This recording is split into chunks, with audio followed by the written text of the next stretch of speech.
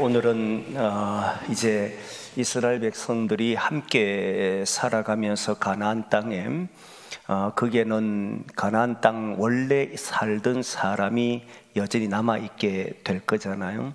하나님께서는 여호수아에게 그 땅의 모든 사람들을 이제 정복하라라고 했지만 끝내 다 정복하지를 못합니다. 그러다 보니 자연스럽게 그 땅에는 가나안 족속 7족속 중에 아모리 족속, 특히 아모리 족속이 가장 큰 족속이었는데 그들이 남아있게 되고 또 기타 족속들도 남아있게 됩니다.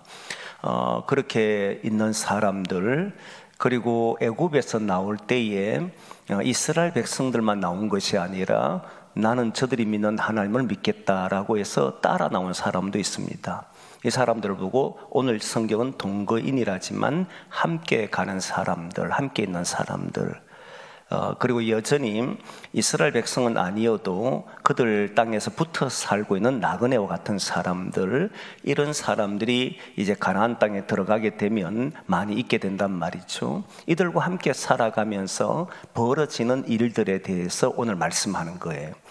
다시 말하면 우리가 이 땅에 살아가지만 예수 믿는 사람도 있고 그렇지 않은 사람도 있고 타국인도 있고 그런 여러 사람들이 함께 살아가지 않습니까? 우리만 살아가는 곳이 아니더라는 거예요. 이스라엘 백성들이 가나안 땅에 살 때는 여러 사람과 함께 살아가는데 거기에서 벌어지는 일들 가운데 한 일을 오늘 말씀해 주는 겁니다. 여러분, 제가 늘 강조했던 이야기 중에 하나가 사람이 살아가면서 겪는 어려움들은 사람, 그리고 돈, 그리고 건강, 이 세 가지의 경우가 대부분이다. 그 이상 그 이하도 없다. 이런 세 가지로 인해서 어려움을 겪는데 특별히 이것이 두 가지 또는 세 가지가 합쳐서 나타나는 경우들이 있습니다. 예를 들면 돈과 건강 이렇게 합쳐서 나타날 때 돈은 있는데 건강이 좋지 못하고, 그러나 돈은 있어서 치유받기를 원하지만 치유될 수 있는 그런 몸이 되질 못하는 경우가 있잖아요. 아무리 돈이 많아도 깊은 병에 들어서 해결되지 못하는 그런 상황에 있을 때 그게 괴롭히는 일들이 되지 않습니까? 이렇게 나타나는, 돈은 있지만 해결하지 못하고 치유될 수 있는 길이 없는 이런 상황의 문제들이 있을 수 있고, 한편 반대로 병이 걸렸는데 나을 수 있는 길은 있는데 돈이 없어가지고 힘들어하는 사람도 있단 말이에요. 여러 가지 경우가 있는데 이 두 가지가 돈과 건강과 관련된 연결돼서 나타날 때 일어나는 문제잖아요. 앞부분엔 돈이 있음에도 불구하고 해결책이 없어서 발만 동동 굴리는 사람들 같은 경우는 참 그래도 그게 괴로운 건데, 반대로 돈이 없어서 분명히 저건 해결할 수 있는데 돈이 없어서 해결하지 못하고 있으면 그것 진짜 비참하잖아요. 이렇게 살아가다 보면 돈과 건강 때문에 문제가 일어나기도 하더라는 거예요. 또 한편 돈과 건강뿐만 아니라 사람과 돈과 관련된 경우도 있고, 이렇게 되는 경우 있잖아요. 사람과 건강이 관련된 경우를 보면 사람이 살아가는데 자신이 건강하지 못해가지고 힘들어하는 경우, 그래서 사람이 건강하지를 못해가지고 연약해가지고 약해서 뭔가를 하고 싶은데 할 수가 없어서 괴로워하는 사람이 있잖아요. 그렇지 않습니까? 그런 것 때문에 힘들어하는 사람도 있고, 오늘 본문은 사람과 돈과 관련된 이야기예요. 살아가다 보면 대부분이 사람이 힘들어하는 것은 사람 때문이지만, 사람 때문이라는 것은 그 사람의 성격과 여러 가지 문제 때문에 괴로움을 당하는 경우가 있는데, 사람과 돈이라는 것은 먹고 살아갈 때에 돈이 없어서 괴로움을 당할 때, 지금은 돈이 없어서 괴로움을 당하게 되면 일하기 위해서 애를 쓰기도 하고 다양한 일도 있지만, 제가 어렸을 때만 해도 자식은 많고 입에 풀칠할 수는 없고, 그러다 보니까 이제 자녀들을 남의 집에다가 주고 거기에 따라서 살과 여러 가지 제공받는 이런 일들이 있었거든요. 지금은 그런 일은 없잖아요. 자식을 넘겨줄 부모도 없고. 하지만 옛날에는 그런 일들이 있었단 말입니다. 그러듯이 고대 사람들 속에도 사람이 살아가는데 먹고 살기가 어려우니까 돈을 빌려야 되는 상황이 벌어져요. 돈을 빌리려고 하니까 집도 없고 땅도 없고 뭐 여러 가지 빌릴 수 있는 방법이 없을 때 자기의 자식을 넘겨주고 돈을 받는 경우, 이런 경우 있었단 말이에요. 그런데 오늘 본문은 이스라엘 사람들끼리 문제가 일어난 경우가 아니고, 이스라엘 안에 보면 조금 전에 했던 것처럼 타국인들, 함께 살아가는 사람들, 또는 그 가나안 땅에 있는 다른 사람들, 그들은 부자가 되어 있는데 이스라엘 백성들은 가난한 사람이 되어가지고 빌리려고 했을 때 주변에 친척도 없고 누군가 빌릴 수 있는 사람도 동료 중에나 이스라엘 사람 중에 없을 때, 그때는 누구에게 빌리냐면, 빌릴 수밖에 없냐면 이방인이나 타국인이 잘 돼 있으면 그들에게 빌릴 수밖에 없는 상황이 벌어졌을 때 자식을 맡기고 그들에게 돈을 빌려와서 쓸 수밖에 없는 상황에 어떻게 해야 하는가 하는 그 법이 오늘 말씀이에요. 이해되죠, 여러분? 그러니까 정말 돈은 없는데 먹고는 살아야 되겠고, 먹고는 살려고 하니까 자신이 가지고 있는 것은 자식밖에 없고, 자식을 그냥 있으면 다 굶어 죽을 수밖에 없고, 그렇다고 해서 이스라엘 백성들한테 돈을 빌리러 가보니까 아무도 빌려줄 사람은 없고, 그런데 내 주변에 보니까 이방인들이나 타국인들뿐만 아니라 거기에 함께 있는 사람들은 잘 살고, 그러다 보니 그들에게 손을 내밀려고 하니까 이들이 참 부끄럽지만 손을 내밀 수밖에 없는 이런 속에 있을 때 돈을 빌리려고 하고 자식을 맡겨두는 이런 내용이 오늘 내용이라는 거예요. 이런 내용들을 보면 제일 먼저 생각드는 것이요, 최근에도 그런 고민을 하는 사람이 이제 저에게 질문했지만, 우리 어머니 아버지가 그렇게 예수님을 잘 믿고 하나님 앞에 신앙생활하는데 왜 우리는 이렇게 살아갑니까? 하는 이 질문을 던지는 사람이 있어요. 저도 이 질문 때문에 20대 또는 10대, 20대까지 이 질문에서 벗어나지 못해서 한참 괴로울 때가 있었거든요. 분명히 어머니는 새벽기도, 아버지도 새벽기도 빠짐없이 나가고, 그리고 주일이면 철저하게 지키고 11조 감사 예물할 것 없이, 또는 교회에서 봉사하라고 한다면 누구보다도 앞장서서 봉사하고, 이랬음에도 불구하고 살아가는 삶의 형편이 펴지질 않는 거예요. 분명히 말씀을 들을 때는 하나님이 지켜주신다, 하나님이 보호하신다, 이렇게 섬기면 하나님 축복하신다, 네 자식이 잘 되게 한다, 뭐 이런 이야기를 그렇게 많이 들었음에도 불구하고 전혀 변화가 없이 이렇게 살아가는 모습을 볼 때 갈등을 느낄 수밖에 없었거든. 왜 이럴까? 그런데 주변에 보니까 주변에 안 믿는 사람들 가운데는 잘 산단 말이에요. 그리고 그들에 가서 손을 내밀 수밖에 없는 상황이 벌어질 때 도대체 내가 믿는 믿음은 무엇이고 우리 부모님 믿는 믿음은 도대체 무엇인가, 이런 고민을 할 수밖에 없더라는 거예요. 그런 고민이 오늘날의 젊은이들 중에도 있습니다. 여러분들이 부모로서 살아가면서 여러분들이 가정에 여러 가지 힘듦이 있을 때 신앙생활 열심히 함에도 불구하고 전혀 변화가 없거나 오히려 안 믿는 사람들보다 못하게 되면 당연히 자녀들은 이해하기가 어렵습니다. 이걸 어떻게 이해시켜 줄 수 있을까? 그게 고민이고, 또한 많은 시간을 들여서 그 문제를 해결하기 위해서 노력할 수밖에 없는 그런 일들이었거든. 근데 여기에서 우리는 기억해야 될 게 있습니다. 저도 신앙생활하면서 말씀을 보면서 깨달은 것 중에 하나 있지만, 예전에 예화를 한번 든 적이 있습니다만은, 시골에서 목회할 때 거기에는 이제 작물, 특수 작물을 하는 곳이었거든요. 특수 작물 중에도 고추 하우스를 했습니다. 꽈리, 청량, 이런 것을 특수작물에서 그것으로 한 해를 먹고 살고 재산을 정식시키는 이런 일을 했던 지역이 그 밀양 지역이에요. 그래서 거기에서 살아가는 사람들을 보면서 어떤 데는 보면은 그 비가 오지 않아서 또는 태양의 일조량이 맞지 않아 가지고 힘들어하는 사람이 많았습니다. 그때 저는 기도하기를, 하나님, 그래도 우리 믿는 사람들, 그래도 여기 와서 열심히 주의를 지키고 봉사하는 사람들의 가정에 비를 좀 내려주십시오. 비가 오지 않으면. 하나님, 이들에게 햇빛이 일조량이 좋지 못하면 곡식이 잘 자라질 않잖아요. 그러면 하나님, 이 믿는 사람들의 가정에 태양을 좀 비춰주십시오. 막 그런 기도를 했단 말이에요. 그러면서 한 기도 내용이, 하나님, 이렇게 되면 사람들이, 저 사람들이 믿는 하나님이 진짜라고 말하지 않겠습니까? 저 농사가 잘 되면 사람들이 예수를 믿지 않겠습니까? 이런 일들을 통해서 하나님이 살아계신 것을 보여주십시오. 이런 기도를 해왔단 말이에요. 그런데 놀랍게도 태양은 모든 이에게 다 똑같이 뜨더라는 거예요. 비가 오면 고집만 비가 오는 것이 아니고 전체 그 마을 전체가 비가 오더라는 거예요.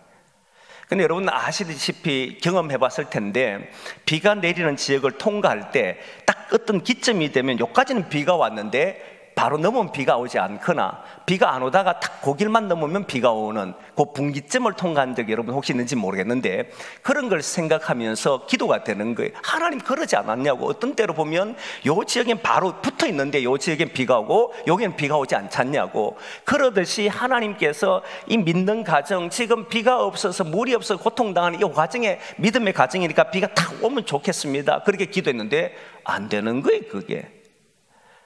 그러면서 어려움을 겪는 사람도 있고 그 중에는 믿는 이로서 아무리 농사를 해도 잘 안 되는 사람이 있기도 하고 또 믿지 않는 사람들 가운데는 잘하는 사람도 있기도 하고 막 이런 것이 생기니까 어마어마한 갈등들이 생기더라고요. 그때 마태복음을 보면서 깨달았던 것이 뭐냐면 마태복음 보면 하나님은 악인과 선인에게 햇빛을 동일하게 주신다. 악인이라고 해서 햇빛을 주지 않거나 선인이라고 해서 하나님께서 빛을 허락하시거나 그러지 않는다는 거예요.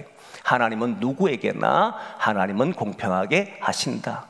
그걸 처음에 이제 알게 되고 그렇구나, 하나님은 치사하게 이런 식으로 해가지고 하지는 않는 거구나, 이런 생각을 하나 하게 되고, 또 하나는 성경의 전체적인 모습을 보면은 하나님께서 이 땅에게 그 아담과 하와가 범죄하고 난 이후에 하나님께서 내린 벌이 뭐냐면 사람은 수고하고 땀을 흘려야만 먹을 것이 있잖아요. 이건 모든 인간, 예수 믿는 사람이든 믿지 않는 사람이든 다 똑같습니다. 땀을 흘려야만 먹을 것이 있고 땀을 흘리지 않으면 먹을 것이 없어요. 그러면 사람들은, 우리는 이렇게 생각하잖아요. 나는 가만히 있어도 하나님이 해결해 주시기를 원합니다. 간혹 그런 경우는 있지만 그거는 여러분 요행을 원하는 것이고, 어쩌면 하나님 앞에 자기는 아무것도 하지 않고 하나님만 해주기를 바라는 그런 어리석은 신앙을 가지고 있는 사람 많거든요. 그래가지고 이런 먹고 났을 때에 먹으면 좋았지만 그 다음부터 또 배고플 텐데, 그렇잖아요. 수고하는 방법을 배워야 되고 일하는 방법을 배워야 되고 소득을 얻는 방법을 배워야 되고 해야 된단 말입니다. 이건 우리 모두에게 마지막 주님 나라 갈 때까지 우리가 해야 될 일이라는 거예요. 수고해야만 먹을 게 있다는 거예요. 그러면 여러분 우리가 생각해 보면 아브라함이라는 사람은 믿음의 조상인데 왜 믿음의 조상이라고 그러고 아브라함이 믿음으로 살아가는 것이 이전의 사람과 뭐가 다르냐라고 보면 분명히 차이가 납니다. 어떤 차이가 나냐면 당시의 모든 사람들은 땀 흘리고 수고해야만 먹을 것이 있다라고 생각해서 했는데, 그렇게 해도 인간은 진짜 자유함이나 평안함이나 기쁨을 누리지 못하더라는 거예요. 근데 아브라함이 깨달은 것은 이 길이 아니라 노력도 하지만 땀을 흘리지만 무엇보다도 이 세계가 하나님의 것이고 하나님의 손에 움직이고 하나님의 약속에 따라 사는 사람이, 그 믿음으로 사는 사람이 수고하고 땀을 흘렸을 때 그때 얻는 기쁨은 세상의 수고와 땀을 얻는 것과는 다르다는 사실을 알았어요.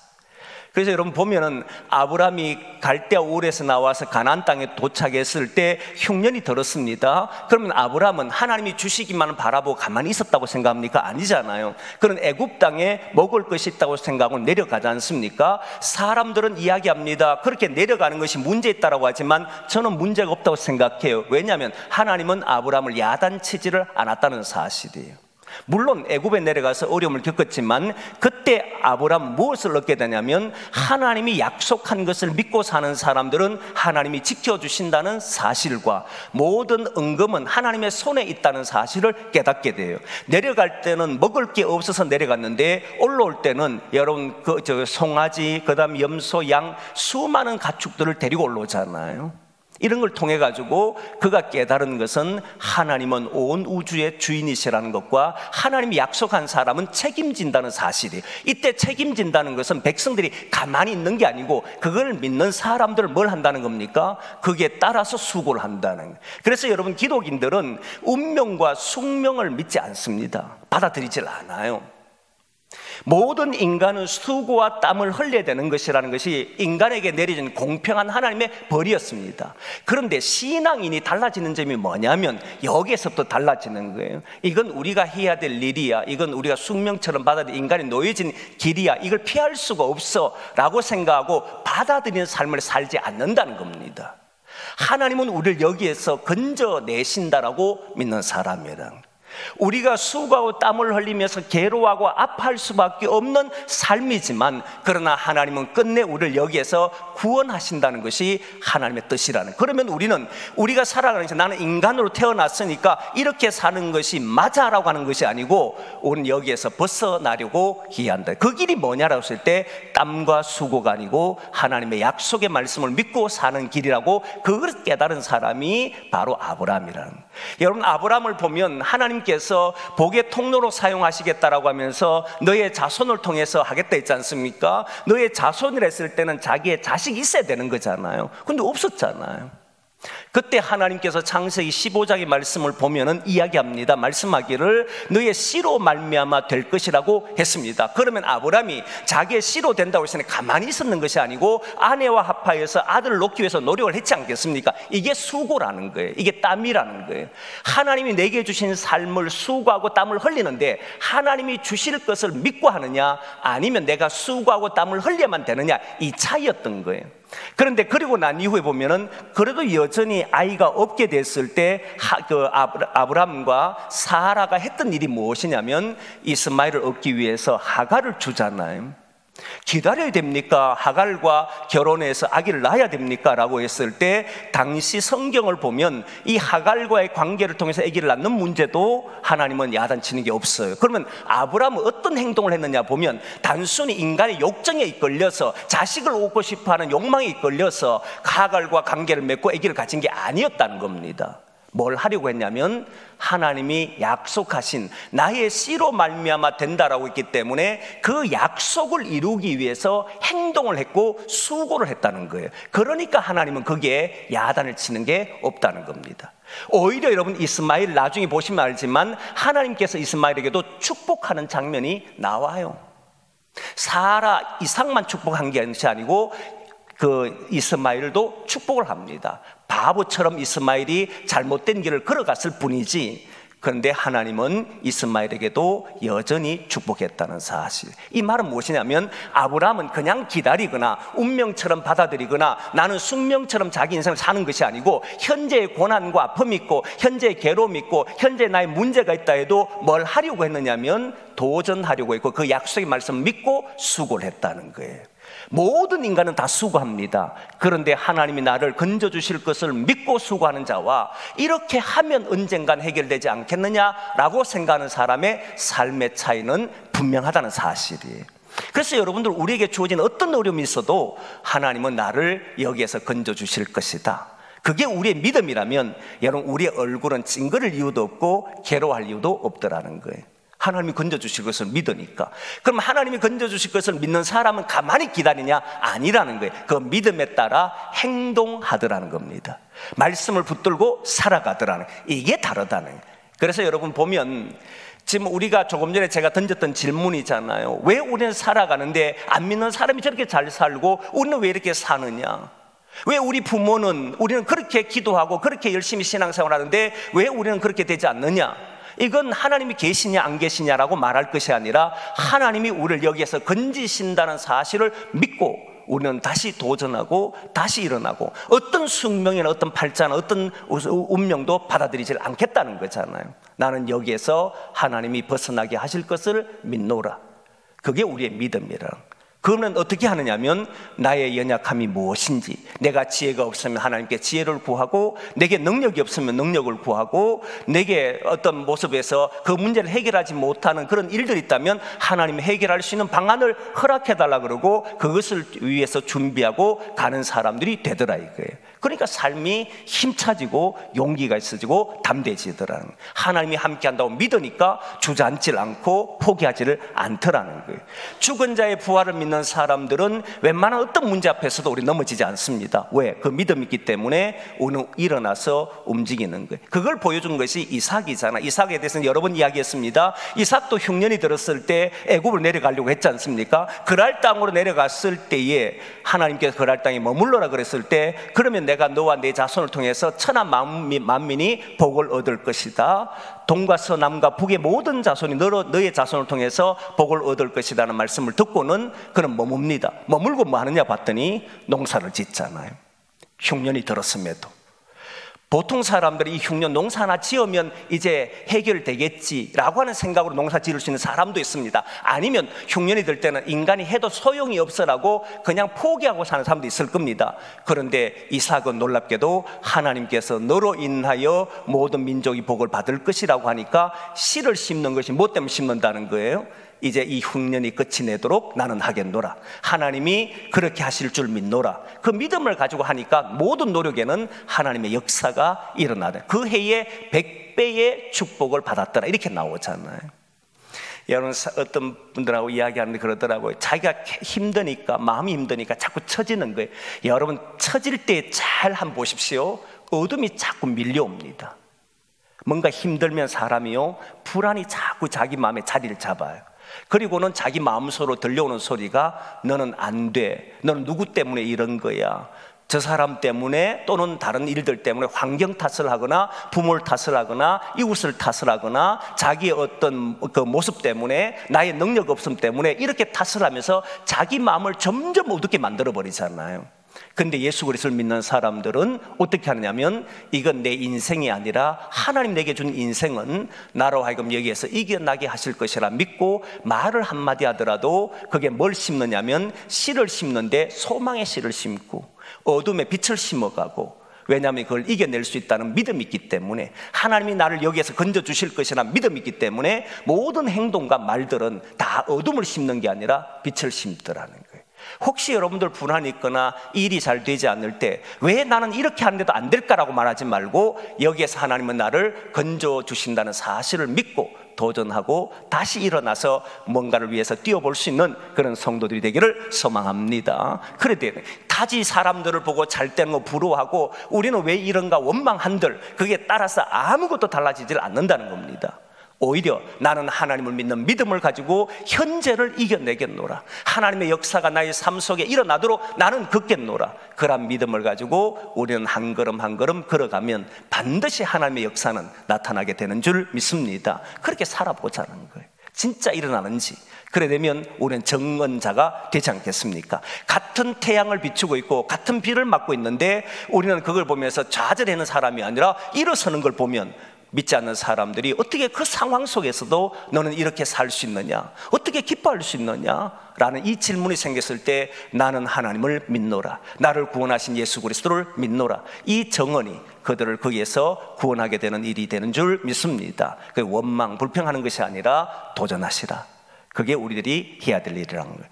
그러면 이제 본문을 다시 돌아와서, 여러분, 오늘 본문에 이방인에게, 타국인에게, 그리고 그 속에 함께 거류하는 사람들 중에 이스라엘 사람이 아닌 사람에게 돈을 빌리기 위해서 자식을 넘겨줄 때 어떻게 해야 되는가 라고 했을 때, 오늘 본문에 독특한 특징이 있습니다. 여러분 아십니까? 지난 시간에 기억을 한번 더듬어 볼까요? 지난 시간에 이스라엘 백성들에게 내 자식을 맡기고 돈을 빌려올 때는 어떤 단어를 썼느냐면 물을 수 있다라는 단어를 썼습니다. 희년째는 무조건 돌려줘야 되고, 물을 수 있다는 것, 물을 수 있다는 것은 뭐냐면 내가 다시 되찾아올 수 있는, 언제든지 이 자기가 한 것에 대해서 딱 죽으면 찾아올 수 있어요. 그런데 오늘 본문에는 무슨 단어를 쓰느냐면 타국인이나 동거인이나 기타 그 지역에 사는 이스라엘 백성이 아닌 다른 사람을 위해서 살 때는 뭘 할 수 있냐면 속량이라고 하는 단어를 씁니다. 속량이라는 단어를 쓰기 전에 먼저, 그러면 이스라엘 백성들 안에는 지금도 타국인들이 함께 있었느냐라고 하는 질문이 생기는데 한번 찾아보겠습니다. 출애굽기 출애굽기 12장 38절일 겁니다. 12장 38절 같이 봅니다. 시작. 수많은 잡족과 양과 소와 심이 많은 가축이 그들과 함께 하였으며, 여기에 수많은 잡족이라고 하는 용어를 참, 이 잡족이라 쓰니까 듣기 되게 불편하잖아요. 그래서 이 표준 세번역이나 다른 서신들, 다른 성경 번역을 보면 수많은 잡족이라 그래 놓지 않고 수많은 민족, 수많은 족속, 수많은 인종 이렇게 나온 거예요. 그러니까 애굽에 살던 사람들 중에 이스라엘 백성들만 나온 것이 아니고 다른 사람들도 함께 따라 나왔다는 거예요. 거기에는 우리가 알다시피 구스 여인도 있고, 다른 사람들, 구스 여인이라는 것은 모세와 나중에 결혼하게 되는 사람이잖아요. 구스 여인도 있고 다른 사람도 있고 그런 사람이 있었다는 겁니다. 그리고 가나안 땅에 들어가게 되면 조금 전에 했던 것처럼 아모리 사람도 있고, 가나안 족속 7지파도 있고, 기브온 족속도 있고, 다양한 족속들이 거기에 살게 됩니다. 근데 그들이 잘 되었을 때 이렇게 나온 거예요. 한번 보겠습니다. 오늘 본문을 다시 한번 보겠습니다. 오늘 본문 25장 39절에서 40절 말씀 한번 보겠습니다. 제가 39절, 오늘 47절부터 47절 제가 47절 미안합니다. 47절 말씀 보겠습니다. 시작. 만일 너와 함께 있는 거류민이나 동거인은 부유하게 되고 그와 함께 있는 내 형제는 가난하게 되므로 그가 너와 함께 있는 거류민이나 동거인 또는 거류민의 가족의 후손에게 팔리면, 그죠? 여기에 보면 거류민이나 동거인이 부유하게 되고 너희들이 형제나 자식을 팔게 되면 어떻게 하느냐라고 했을 때 속량할 권리가 있다라고 이야기해요. 한번 그 다음 절 보겠습니다. 48절 말씀입니다. 같이 한번 봅니다. 시작. 그가 팔린 후에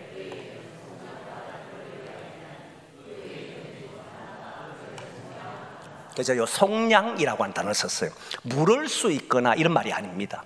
속량이라고 하는 것은 이스라엘 백성과 이스라엘 백성 사이에는 값을 치르고 살 이유가 없습니다. 형제들이니까 그냥 물려줘야 돼. 근데 속량이란 단어는 지금 맡겨 놓았는데 다시 되찾아올 때는 그게 맞는 값을 지불하고 찾아온다는 말입니다. 돈을 값을 지불하는데 어떻게 하느냐면 얼마의 돈을 빌리고 이 사람 내 자식이든 형제를 맡기잖아요. 그럼 50년을 계산합니다. 50년 속에서 그게 값을 계산해 가지고 50년 동안에 치러야 될 값을 이제 그 값을 치르고 난 이후에 받아오게 되어 있습니다. 다시 되찾게 되어 있습니다.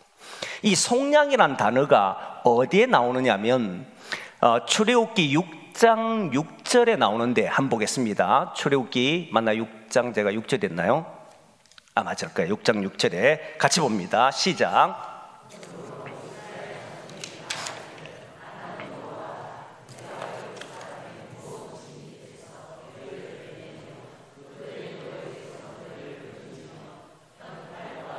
큰 심판으로서 너희를 속량하여. 이때 속량이라는 단어 써요. 똑같은 단어입니다. 이때 속량이라는 단어는 값을 주고 내가 다시 되찾는다 이 말이에요.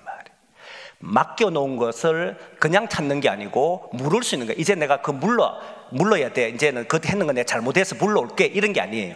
정당한 값을 치르고 난 이후에 되찾아오는 것을 말하는 겁니다. 그 이방인들과 다른 민족에게 넘겨준 사람들은 그건 그 값을 치러야만 되찾아올 수 있는 거예요. 요 말이 어디에 사용됐느냐 하면 또한 우리가 죄의 종으로 팔렸잖아요. 그 죄의 종에서 구속하는 것 할 때 이 구속이란 단어가 바로 값을 치르고 되찾는다는 말이에요. 그럼 뭘 값을 치렀냐면 예수 그리스도의 목숨으로 값을 치르고 우리를 건졌다는 거예요. 그만한 대가를 치렀다는 겁니다. 네가 이방인에 팔렸기 때문에 이방인의 사람으로 살아가는 것이 아니고 내 것인데 잠시 맡겨뒀을 뿐이고 다시 찾아올 때는 그게 맞는 값을 치르고 나는 되찾아오겠다 이 말이에요. 그래서 다시 되찾아올 때는 뭐 해야 되냐면 속량해야 된다는, 그 값을 치러야 한다는. 여러분 이 속량이라는 단어가 어떤 의미를 주느냐면, 여러분 물을 수 있는 것과 속량도 둘 다 똑같은 게 있는데 그게 뭐냐면 둘 다 네 것이 아니라는 겁니다. 물을 수 있는 것도 자기 것이면 물을 수 있는 게 없잖아요. 그런데 물을 수 있는 것도 네 것이 아니, 자기의 형제에게 넘겨줬다 해도 다시 물을 수 있다는 것은 네 것이 아니야. 그리고 이스라엘 백성들이 다른 민족에게 넘겨줬다 할지라도 그건 네 것이 아니야. 그래서 그것을 사간 사람이든 그것을 돈을 주고 그 사람을 데려간 사람이든 누구든 그 사람 함부로 대하지를 못합니다. 그걸 어떻게 대했냐면 품꾼으로 대하라 이렇게 나와요. 정당한 값을 지불하고 돈을 주고 그렇게 살도록 하게 됩니다. 품꾼으로 하게 돼 있어요. 근데 이 말이 다른 말로 하면 어떤 위력이 있느냐 하면 속량이라고 하는 단어를 쓰고 희년이라고 하는 단어를 쓰는 순간에 팔린 사람에게는 어떤 말이 되느냐 하면 희망이 돼버립니다. 속량하겠다는 이 말은 값을 치르고 데려온다는 말이잖아요. 그렇지 않는다면 어떻게 되냐면 희년죄는 돌려보내야 합니다. 속량받지 못하게 되면 희년죄가 되면 돌려보내야 되고, 희년죄 되기 전에 누구든지 친족 중에 삼촌이든 누구든 친족 중에 이 사람을 데려오려고 하면 값을 치르고 데려오면 돼요. 맡겨놨기 때문에 언제든지 데려올 수 있다는 거예요. 그러면 팔린 사람들, 어쩔 수 없이 가난해서 힘들어서 팔린 사람은 그곳에 가서 여러분 누군가에 팔려서 살 수밖에 없는 사람이면 얼마나 괴롭겠습니까? 그런데 그 사람은 그 괴로움에서 견딜 수 있게 만들어주는 핵심 단어가 뭐냐면 속량이라는 거예요. 구속이라는 단어입니다. 여러분 이스라엘 백성들이요 430년을 살아가는데요, 이들은 항상 하나님의 백성이라는 생각을 잊지 않았습니다. 약속의 백성을 잊지 않았습니다. 그리고 하나님은 이들을 거기에서 건져내시겠다고 약속을 했습니다. 이 약속을 믿고 몇 년을 버티냐면 430년을 버팁니다. 다시 말하면 약속은 그들에게 모든 삶을 이기게 하는 희망이었다는 거예요. 이 약속이 어마어마했다는 겁니다. 사람이요 희망이 없을 때 가만히 보면 어떤 것도 의지할 수 없을 때 희망이 없어지잖아요. 근데 여러분 신앙인의 희망은 하나님의 약속에 근거하는 거예요. 그리고 오늘 속량한다는 이 말 딱 주는 순간에 이스라엘 백성들이 가나안 땅에 들어가 살아가면서 다른 민족보다 못 살 때가 있을 수 있습니다. 그럼 팔릴 수가 있어요. 그러나 하나님은 그들을 영원히 소유하지 못하도록 합니다. 반드시 속량하겠다는 말씀을 하고 반드시 희년때는 돌려주도록 합니다. 이 말은 무엇이냐면 이들은 나는 다시 자유인이 될 것이라고 하는 희망 속에 살아갔다는 거예요. 한번 보겠습니다. 오늘 본문 54절입니다. 54절 같이 한번 보겠습니다. 54절 같이 봅니다. 시작. 그가 이같이 속량되지 못하면 희년에 이르러는 그와 그의 자녀가 자유하리니. 그죠? 속량, 희년 이런 말들은 그들에게 소망의 말이었고 이 말은 하나님의 약속이었다는 거예요. 나는 돌아갈 때가 있다. 나는 반드시 이 상황에서 벗어날 일이 있다. 이것을 마음으로 믿었기 때문에 그 힘든 시간 하나를 그들은 견딜 수 있도록 만들어 주었다는 거예요. 여러분 사람이요 출구가 없으면 견디기가 어려워합니다. 작은 빛 하나만 있어도 아무리 깜깜한 동굴이라 할지라도 작은 빛 하나만 있으면 사람은 희망을 겁니다. 그런데 이들에게는 아버지나 가족들에서 팔려버렸어요. 여러분 가족에게서 팔려서 살아간다 정말 비참하잖아요. 저도 그런 친구가 한 명 있었는데 예전에 어렸을 때 그 친구가 어쩔 수 없이 남의 집에 가서 거기에서 제가 빵을 만드는 거기에 가서 일을 합니다. 그러니까 공부를 할 수가 없잖아요. 공부를 할 수 없으니까 나중에 저희들은 고등학교를 다니고 중학교 다니는데 이 친구는 검정고시를 해야 합니다. 지금은 검정고시가 자기의 꿈을 이루기 위해서 빨리 졸업하기 위한 하나의 방편이 되기도 하지만 그 당시에는 사람들에게 드러내기 어려운 이야기들이었거든요. 그렇지 않습니까? 사람들에게 숨기고 싶은 이야기인데 제 친구 한 명이 검정고시를 한 거예요. 저는 학교를 다닌 줄 알았는데 나중에 보니까 그 집에서 누구 집에 가서 일을 하고 제가 일을 도와주면서 지내고 결국 검정고시를 통해서 고등학교 과정을 마친 거예요. 근데 그 친구의 마음은 이야기를 하지 않았지만 언제나 힘들었지 않았을까? 부모로부터 사랑을 받아야 되는데 남의 집에 팔려 살아가는 이런 세월을 보냈다는 건 얼마나 괴로웠겠어요. 그런 삶을 사는 사람에게 나는 벗어날 날이 있을 것이다, 나는 다시 돌아갈 날이 있다, 이 그냥 생각으로만 있다는 것이 아니라 하나님이 약속을 해놓은 거잖아요. 희년이면 돌려줘, 그리고 아니면 누구든지 이 아이를 찾아갈 때는 반드시 돌려줘야 돼, 속량할 때는 반드시 가게 해야 돼 하는 이 말씀이 있을 때 그는 나를 다시 데려갈 일을 기다리고 있었고, 끝내 나는 희년이 됐을 때는 돌아갈 거라는 확신 속에 살더라는 거예요. 이 희망이 그에게 있었다는 거예요. 지금 잘 삽니다. 지금은 누구보다도 이 사회의 어려운 사람들을 위해서 살아갑니다. 정말 뛰어나게 삽니다. 그때 그가 신앙이 없었다면 아마 삶을 포기했을지도 모릅니다. 그런데 그는 하나님께서 나를 여기에서 건져주실 것이라 믿고 공부를 했고, 그리고 지금은 우리 다른 이제 목회길 비사의 구세군 사관으로 지금 있거든요. 사관으로 가 있는데 그 일을 하는데 얼마나 잘합니다. 그리고 성폭력 당한 아이들 상담해주고 그게 책임자로서 하고 있는데 너무너무 잘합니다. 그렇게 어려움과 힘듦 속에 있던 친구들도 해내더라는, 그게 이유가 뭐냐면 하나님에 대한 믿음이 있었기 때문에, 소망이 있기 때문에.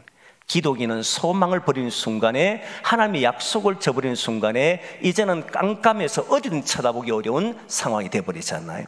여러분, 이들은 팔렸다라고 생각했지만 하나님은 약속을 해놨습니다. 속량할 때, 그리고 희년이 될 때는 반드시 다시 돌아가게 할 것이다 라고 하는 이 말씀은 그들의 일평생 살아가면서 어떤 어려움 앞에도 그는 이겨내도록 만들어내더라는, 그것이 바로 이들에게는 큰 희망이 되었다는. 사랑하는 성도 여러분, 우리는 마침내 주님께서 구원하신다는 믿음을 가지고 살아갑니다. 하나님의 약속이에요. 이 세상에 아무리 험해도 나는 너희를 구원하시겠다, 이미 구원했고 하나님 나라 이루게 하겠다라고 하는 약속을 했습니다. 그 약속을 믿고 저와 여러분들은 살아가는 줄 믿습니다. 그러면 우리는 이 시간 어렵더라도 힘들더라도, 자기의 삶에서 아픔이 있더라도 고통이 있더라도, 심지어 내가 누군가에 팔려갈 수밖에 없는 상황이 되더라도 우리는 거기에서 포기할 수 없는 것은 하나님의 약속이 우리에게 있기 때문인 줄 믿습니다. 이 믿음으로 살아가자. 그리고 마지막 절 여러분 한번 보십시오. 이 말합니다. 마지막 절 같이 보겠습니다. 시작.